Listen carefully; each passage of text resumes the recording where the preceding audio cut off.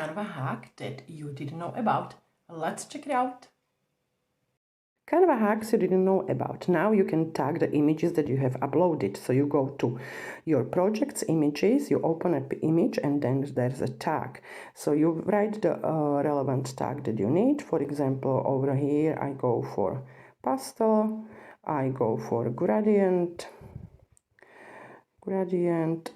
let's say like this. Then you go update, and now your image is tagged. And when you use this image in some design, let's open a design with similar image which is tagged. You click on the image and you go to info, which is down here on your mobile. The desktop is on the top.